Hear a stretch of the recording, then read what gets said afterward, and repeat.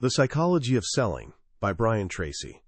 Picture a young man, barely out of his teens, aboard a Norwegian freighter, slicing through the icy dark waters of the North Atlantic. No high school diploma, no special skills, no connections, almost no money.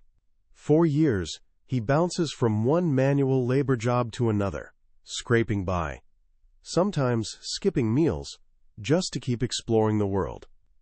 Then one day, when those jobs dry up completely, desperation pushes him through a different kind of door. It's a sales position, straight commission. His entire training, here's your cards, here's your brochures, there's the door. For 6 brutal months, this young man grinds it out.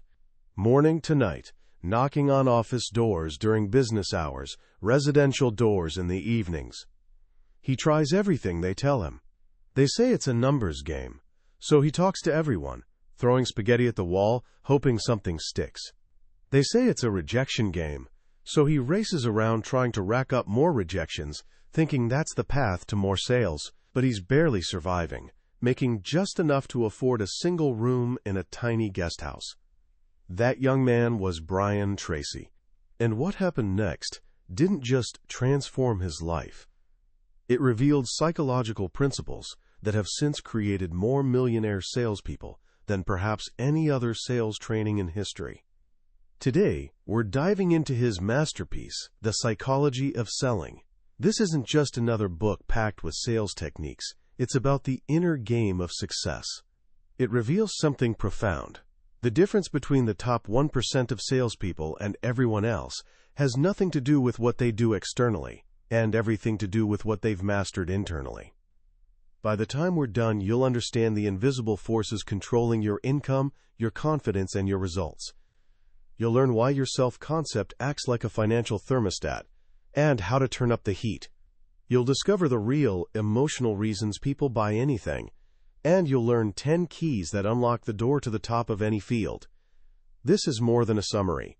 It's a glimpse into the mind of a master and, even more importantly, a look at the untapped potential sitting inside you right now. So where does transformation actually begin? If you want to completely change your results, where's the first place to look? Is it a new script? A better closing technique? Some advanced prospecting strategy? Brian Tracy says no. The starting point for greatness isn't out there with the customer. It's right here, inside your own mind. He calls it the inner game of selling. Think about this for a moment. In any large sales organization, the top 20% of salespeople make 80% of the money. That's the famous 80-20th rule, the Pareto principle. When Tracy first heard this, it hit him like lightning. He decided right then to be in that top 20%. But then he learned something even more astonishing.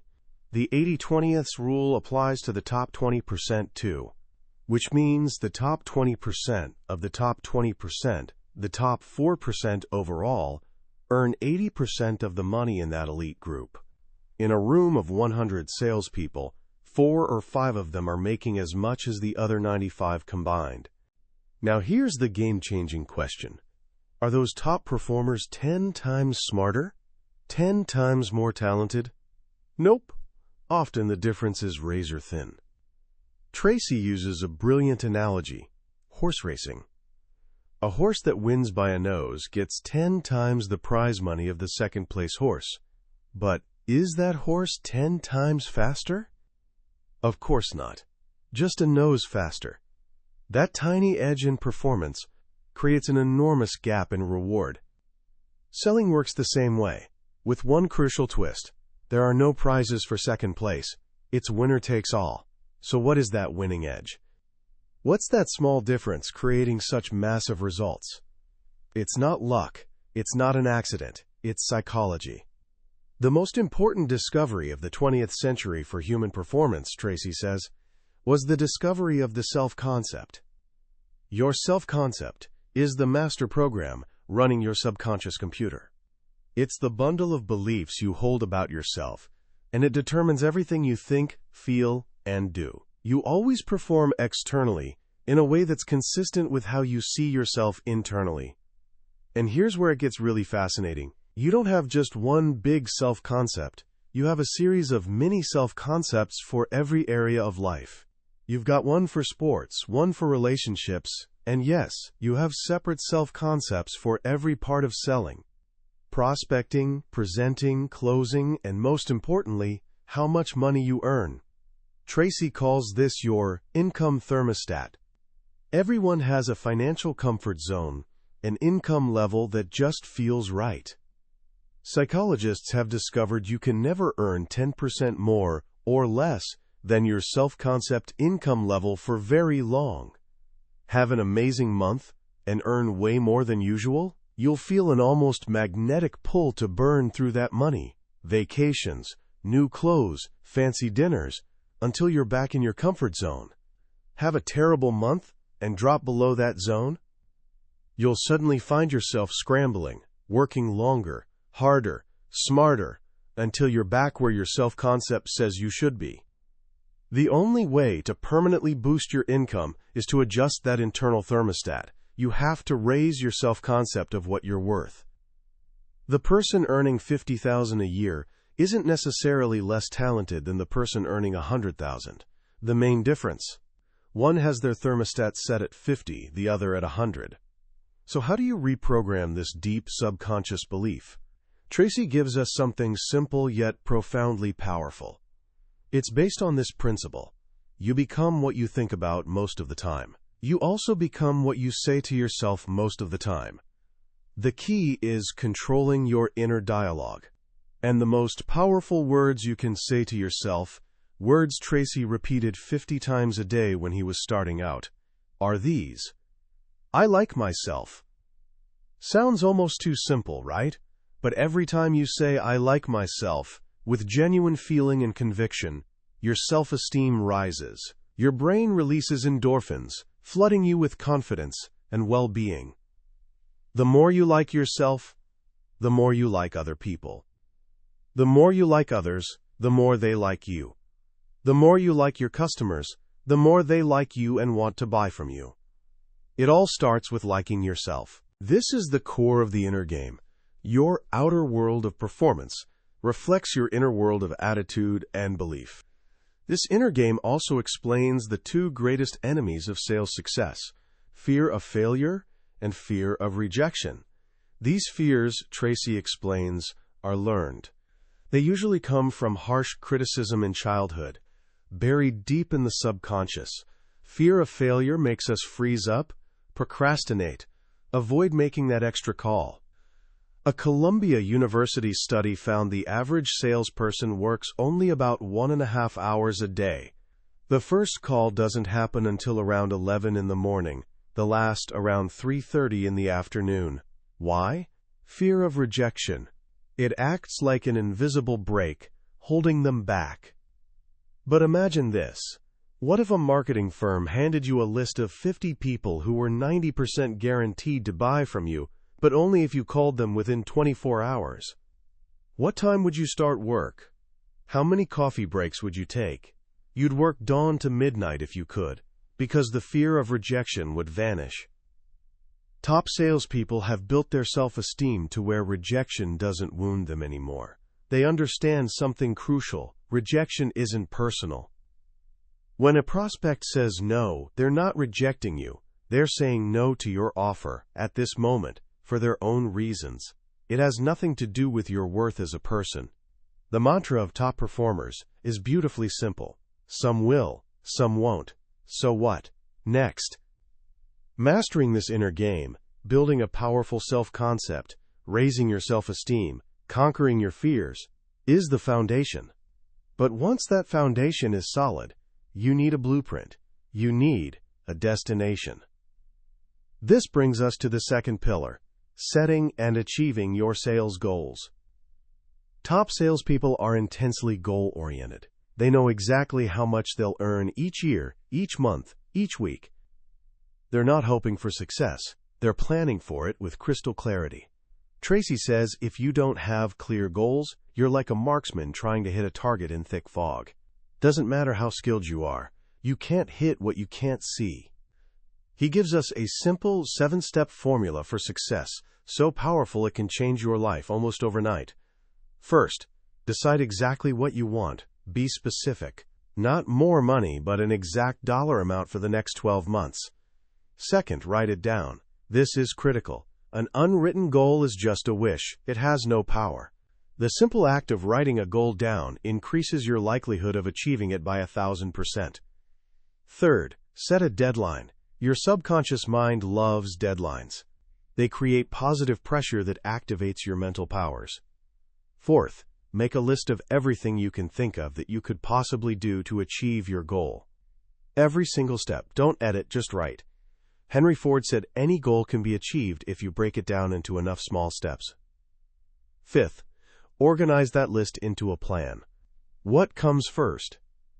What's most important?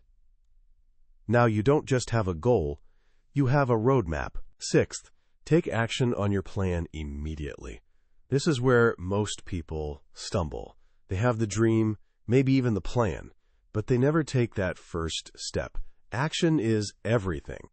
And seventh, do something every single day that moves you toward your most important goal, 365 days a year. This creates unstoppable momentum. The very act of writing down goals programs them into your subconscious mind. Your subconscious then works 24/7 to make that goal reality.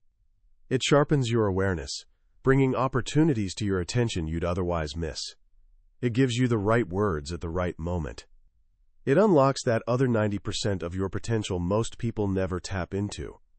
But financial goals aren't enough. You also need personal and family goals, the reasons why you want to succeed. Why do you want to double your income? For a new house? To travel? To secure your family's future? Make a list of 50 or 100 reasons. Someone with 2 reasons to succeed can be easily discouraged.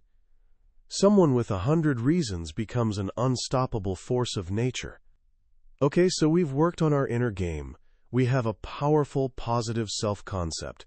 We have clear written goals, driving us forward. Now it's time to turn our attention to the other person in the equation, the customer. And the most important question we can ask is, why do people buy? The biggest mistake amateur salespeople make is thinking people buy for logical reasons. They don't. People buy for their reasons, not yours, and those reasons are almost always emotional. Here's the rule. People decide emotionally, then justify logically. Every human action, Tracy explains, aims at improvement of some kind. People buy your product or service because they believe they'll be better off afterward.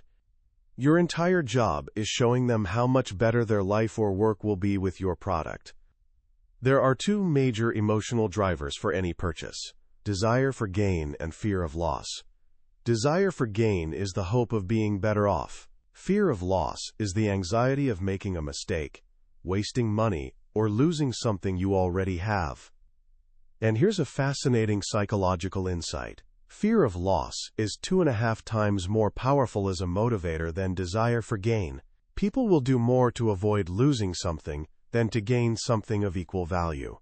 A great sales presentation appeals to both. It shows the prospect how much better off they'll be if they buy, and what they stand to lose if they don't. Beyond these 2 core drivers, people are motivated by a whole range of basic human needs. Your job as a doctor of selling is diagnosing which need matters most to your specific customer. What are these needs? Things like money. Everyone wants to make or save it. Link your product to that and you've got their full attention. Security, a deep, powerful need. People want to feel safe financially, emotionally, physically. Being liked, and status. We all want acceptance, respect, admiration. We want to feel important. This is why someone drops $5,000 on a watch. They're not buying a timepiece. They're buying status, health and fitness. We all want long, healthy, energetic lives. Praise and recognition. As Lincoln said, everybody likes a compliment. We want acknowledgement for our accomplishments. The key is understanding you're not selling a product. You're selling what the product does. You're not selling life insurance. You're selling peace of mind. You're not selling software. You're selling 20 to 30% reduced administration costs. The customer is always tuned to one radio station, WIIFM, which stands for What's in it for me. The only way to discover what's in it for them is asking questions and listening. The best salespeople dominate the listening, while amateurs dominate the talking. Use open-ended questions, those starting with who, what, where, when, why, and how, to get the prospect talking. As they talk, they'll eventually reveal their hot button, the primary emotional reason they'd make a purchase. Tracy shares a wonderful story about this, the flowering cherry tree. A real estate agent is showing a house to a couple. The house isn't perfect. It needs new carpets and a new kitchen. But as they pull up, the wife spots a beautiful flowering cherry tree in the backyard and exclaims, "Oh, Harry, look! I had a tree just like that when I was a little girl." The sharp salesperson immediately caught this. It was her hot button. As they walked through the house, every time the husband pointed out a flaw, the kitchen is too small, the agent gently redirected, saying, "Yes, that's true, but look at the beautiful view you have of the flowering cherry tree from the kitchen window." By tour's end, the woman was so emotionally connected to that tree, she couldn't see any flaws. They bought the house, not because of square footage or plumbing, but because of the flowering cherry tree. In every product or service you sell, there's a flowering cherry tree. Your job is finding it. This leads us to the art of creative selling. Creativity in selling isn't about being an artist. It's simply about improvement. Finding better ways to connect with customers and solve their problems. Tracy says creativity gets stimulated by three things: clear goals, pressing problems, and focused questions. To sell creatively, you must first become an expert on your product, your company, and your competition. Then apply 4 key strategic principles. 1. Specialization. You must be a specialist, not a generalist. Specialize in a particular customer, industry, or benefit. 2. Differentiation. What makes you, your product, or your company superior? What's your unique selling proposition? If you don't have a competitive advantage, as Jack Welch said, don't compete. 3. Segmentation. Who are the specific customers who can benefit most from what you do best? Define your perfect customer in detail. 4. Concentration. Perhaps the most critical skill. Focus your time and energy only on those prospects representing the greatest potential. Always fish for whales, not minnows. To put this into practice, Tracy recommends an exercise called mindstorming, or the 20-idea method. Take a sheet of paper and write your biggest goal or problem as a question, like, how can I double my income in the next 12 months? Then force yourself to write down 20 answers. The first few will be easy, the next few harder. But often that 20th answer is the breakthrough idea that changes everything. Do this every day, and you'll generate 100 new ideas a week, 5,000 a year. Imagine the impact on your life if you implemented just one new idea daily. Now we get to the actual process of selling, starting with getting more appointments. The rule here is simple. Spend more time with better prospects. The biggest hurdle is breaking through the prospect's preoccupation. Everyone's busy, thinking about their own problems. Your opening words in the first 30 seconds are critical. They must be like throwing a brick through a plate glass window. Your opening should always be a question aimed at a result or benefit, without mentioning your product. For example, when Tracy was selling sales training, he stopped saying, "I'd like to talk to you about training your salespeople," which got him nowhere. Instead, he started asking, "Mr. Prospect, would you be interested in a proven method that could increase your sales by 20 to 30% over the next 12 months? The response was almost always, "Of course. What is it?" When you're on the phone, your only goal is selling the appointment, not the product. Never discuss price or details. If they ask you to mail something, you can say, "I would, but the mail is so unreliable. Why don't I drop it off personally when I'm in your area on Tuesday?" Be polite, but be persistent. Finally, we arrive at the moment of truth, making the sale. This is where all the psychological principles come together. First, you must understand different buyer personality types. Tracy breaks them down into 4 main categories, making up 90% of the market. The analytical buyer, 25%. This person is task-oriented, concerned with accuracy and detail. Engineers, accountants, bankers. With them, you must slow down, be precise, provide proof for everything you say. Don't rush them. The relator buyer, 25%. This person is relationship-oriented. Teachers, nurses, social workers. They care about how people feel and need to know others will approve of their decision. With them, build trust and share stories of other happy customers. The driver buyer, 25%. Direct, impatient, wants the point. Entrepreneurs and executives. They care about one thing, results. With them, get straight to the bottom line and show how your product gets them what they want, fast. The socializer buyer, 25%. Outgoing, extroverted, likes working with people, warm and friendly but can be forgetful about details. With them, build rapport, have a pleasant conversation, and when you reach agreement, write it down immediately. To be a top salesperson, you must develop personality flexibility, adapting your style to match the customer in front of you. Your sales presentation itself shouldn't be a monologue. It should be a planned, step-by-step process of learning and teaching. For every feature you mention, explain the benefit, then connect it to the customer's specific needs. A simple formula: because of this feature, you get this product benefit, which means you get this customer benefit. And through it all, you must be an exceptional listener. Listening is the white magic of selling. When you listen intently to someone, their self-esteem rises. They feel valued, and they like you for making them feel that way. This all culminates in the 10 keys to success in selling, which are really 10 keys to success in life. 1. Do what you love to do. You can't truly be happy until you know you're good at what you do. Commit to excellence. 2. Decide exactly what you want. Use the 7-step goal-setting formula. 3. Back your goals with persistence and determination. Your ability to bounce back from adversity is the true measure of your character. 4. Commit to lifelong learning. Read, listen to audio programs, attend seminars. Your mind is your most valuable asset. Never stop increasing its value.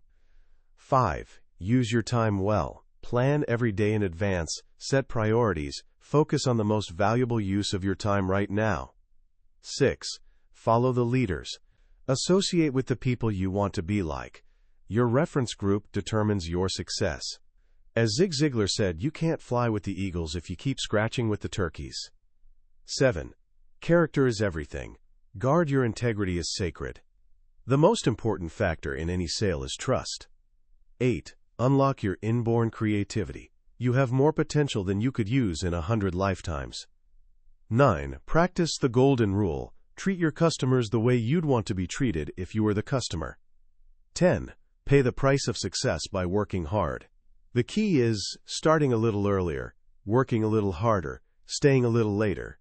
Give it full throttle until you take off, and once you reach cruising altitude, you can ease back and enjoy the view from the top. When you step back and look at the psychology of selling as a whole, you realize it's not really a book about selling products. It's a book about human potential. The central, thundering message echoing from every page is that your external success is a direct mirror reflection of your internal development. So many of us are taught to look for external solutions. We want the magic script, the perfect closing line, the secret tactic that will unlock success. But Brian Tracy gently, wisely, turns our gaze inward. He tells us the greatest leverage we have isn't in changing our pitch, but in changing our self-concept. The idea of an income thermostat is one of the most powerful metaphors I've ever encountered. It perfectly explains why we get stuck at certain success levels, and it gives us the key to breaking through. We have to believe we're worth more before we can ever earn more. What makes this book timeless is its grounding in fundamental human psychology. The fears of failure and rejection are universal. The need for status, security, and acceptance drives us all. Tracy didn't invent these principles. He simply observed them, mastered them, and codified them into a system anyone can follow. His own story, from struggling commission-only salesperson to global authority, is the ultimate proof these ideas work. It shows us success isn't something you're born with, it's something you learn. So what can you do right now to put these ideas into practice? First, start your own inner dialogue project today. Take a moment, look in the mirror, and say, "I like myself." Say it 10 times. It might feel silly at first, but do it anyway. Do it tomorrow and the next day. Pay attention to how it changes your energy and attitude. It's a small hinge that swings a very big door. Second, try the 10-goal exercise. Takes less than 5 minutes. Grab a piece of paper, write down 10 things you want to achieve in the next year. Then circle the one that would have the greatest positive impact on your life. That one goal is now your North Star. Make a plan and take one small action on it today. Not tomorrow. Today. That small action creates momentum. And momentum is the engine of achievement. Finally, the next time you talk to anyone, a customer, a friend, a family member, make a conscious effort to listen more than you talk. Practice pausing for 3 seconds before you reply.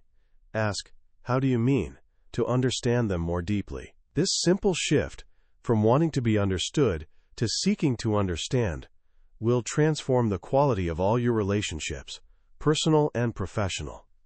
That was a summary of The Psychology of Selling by Brian Tracy. We've explored the core ideas today, but a summary is like looking at a photograph of a magnificent feast. You can see the dishes, but you can't taste the flavors. The real power of this book is in the way Tracy's stories and principles soak into your mind as you read them yourself. It's in those quiet moments of reflection that real change happens. This summary is your map, but the book is the journey. If any of these ideas have sparked something in you, I encourage you to take that journey. You can find a link to the book in the description below. Also, if you found this summary valuable, please hit that like button and subscribe to our channel. Your support allows us to continue exploring the world's most powerful books together. Let's keep learning, and let's keep growing. Thank you for listening.